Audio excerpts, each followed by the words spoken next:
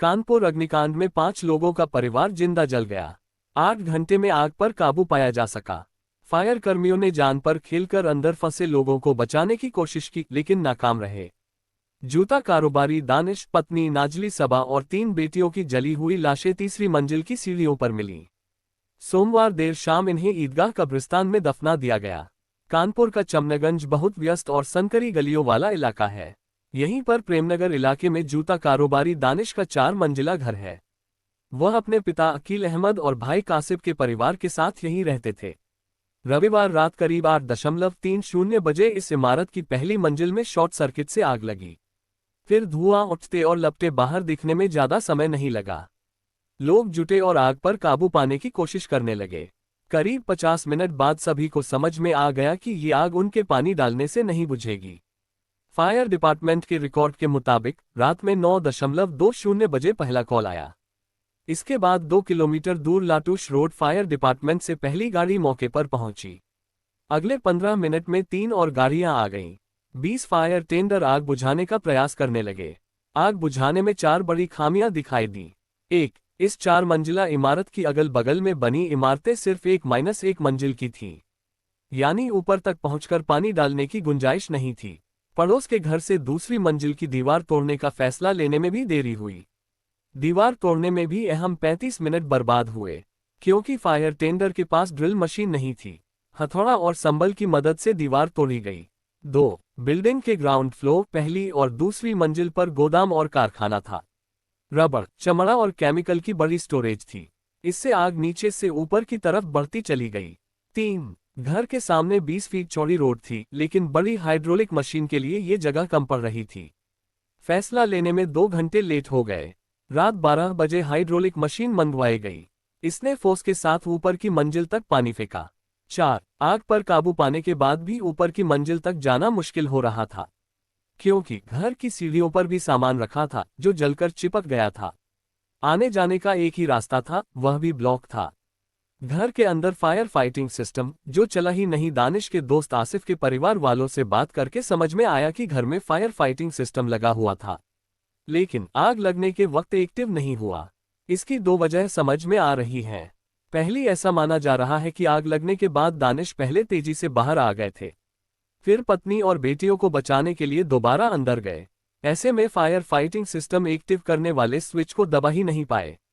दूसरी, उन्होंने fire fighting system को एक्टिव करना चाहा, मगर इन मौके पर वह धोखा दे गया। इस सिस्टम के लिए अलग से वाटर सप्लाई लाइन थी जो छत पर बने टैंक से जुड़ी थी। रूट क्लियर करने में ही समय बर्बाद हो गया। दानिश के घर की इमारत में आने जाने का एक ही रास्ता था। फायर विभाग की टीम जब मौके पर पहुंची तब उसे यह पता चला। इधर आग नीचे से ऊपर की तरफ तेजी से बढ़ चुकी थी। रास्ता बनाने का और कोई जरिया नहीं था। इसके बाद बगल की इमारत से छत पर जाने का रास्ता बनाकर फायर फाइटर्स ऊपर पहुंचे और वहां से दीवार तोड़ी।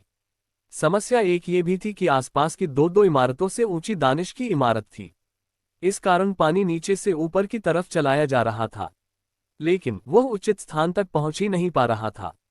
बगल की इमारत से जब दानिश के घर की दीवार तोड़ी गई, तब जाकर फायर फाइटर्स सही स्थान पर केमिकल सॉल्यूशन युक्त पानी डाल सके।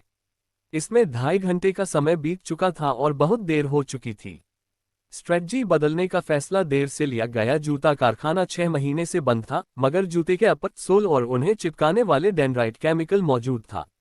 आग इनकी वजह से तेजी से भड़कती चली गई। फायर टेंडर अंदर पानी डालते थे, मगर केमिकल की वजह से बार बार आग भड़क जाती थी। इसलिए रात करीब 1 बजे फायर टेंडर ने स्ट्रेटजी बदली। आग पर केमिकल सॉल्यूशन फोम डाला गया, तब आग बुझाई जा सकी। तब तक बहुत देर हो चुकी थी। डीसीपी सेंट्रल दिनेश त्रिपाठी ने कहा, वहां जिस तरह की स्थिति थी, ये पता लग पाना बहुत मुश्किल था कि आखिर केमिकल किस नेचर के हैं। दानिश, नाजली और 3 बेटियों की लाशें सीढ़ियों पर मिली। फायर टेंडर आग बुझने के बाद अंदर पहुंचे। पहली 2 लाशें दानिश और नाजली की तीसरी मंजिल की सीढ़ियों पर मिली। परिस्थितियां देखकर समझ आया कि अपने पिता अकील को सुरक्षित बाहर पहुंचाने के बाद दानिश जब अंदर गए, तब वह कमरे के अंदर से नाजली को तो बाहर तो निकाल लाए, लेकिन तब तक सीढ़ियों पर रखे सामान तक आग पहुंच चुकी थी। उसी वक्त तीसरा ब्लास्ट हुआ और वे दोनों फंस गए। वहीं तीनों बेटियां बचने के लिए ऊपर की तरफ भागी होंगी। प्लान रहा हाएगा कि छत तक पहुंच जाएं, लेकिन सीढ़ियों में ऊपर लॉक लगा था। इसलिए ये छत पर नहीं पहुंच सकी। फायर टेंडर को 3 बेटियों की लाशें चौथी मंजिल की सीढ़ियों पर मिली। तीनों आपस में चिपकी हुई थीं। सवाल, दमकल की गाड़ियां पहुंचने में देरी क्यों हुई? जवाब, कंट्रोल रूम में रात 9:20 बजे आग लगने की सूचना मिली। तकरीबन 9:35 पर लाटूश रोड और कर्नलगंज फायर स्टेशन से दमकल की गाड़ियां घटनास्थल पहुंच गईं। जबकि आग रात में 8:30 बजे लगी थी। हमें सूचना ही लेट दी गई। ये सब हमारे रिकॉर्ड में दर्ज है। सवाल, आग पर काबू पाने में 8 घंटे का वक्त क्यों लगा? जवाब, पूरी बिल्डिंग आग की चपेट में आ चुकी थी। इस तरह की आग को काबू करने में 24 घंटे भी लग सकते थे, लेकिन फायर टेंडर ने 8 घंटे में आग पर काबू पा लिया। ये जूता बनाने का कारखाना था। कई केमिकल भी मौजूद थे। कई बार आग बुझाने के दौरान अंदर ब्लास्ट भी हुआ। सवाल, हाइड्रोलिक प्लेटफॉर्म मशीन लाने में 4 घंटे क्यों लगे? जवाब, हाइड्रोलिक प्लेटफॉर्म मशीन तकरीबन रात 12 बजे मंगाई गई थी। इस मशीन को मूव करने के लिए 360 डिग्री घूमना पड़ता है। इसके लिए बिल्डिंग के सामने पर्याप्त जगह नहीं थी। फिर भी रेस्क्यू के लिए बुलाया गया था। सवाल, अंदर ऐसे कौन से केमिकल थे जिनसे रेस्क्यू में दिक्कत हुई? जवाब, ये बिल्कुल सही बात है कि बिल्डिंग की पहली और दूसरी मंजिल पर जूते के कारखाने में केमिकल थे। जहां जहां भी सॉल्यूशन बहकर जा रहा था, आग वहां वहां फैलती जा रही थी। इसलिए बार बार आग धधकती हुई दिखाई दे रही थी। सवाल, आग में पूरा परिवार खत्म हो गया। अपने ऑपरेशन को सक्सेस मानेंगे या फेल्योर? जवाब, हमारे टारगेट में लोगों को सुरक्षित बचाना ही था, लेकिन बिल्डिंग के भीतर घुस पाना मुश्किल था। इसीलिए गाड़ियों से पानी डाला गया। बगल की छत से और सामने की दीवार तोड़ने का काम हथौड़े से किया गया।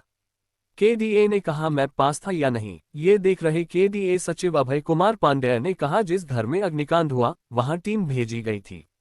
रिकॉर्ड देखे जा रहे हैं। यह आवासीय भवन था, लेकिन गतिविधि कॉमर्शियल हो रही थी।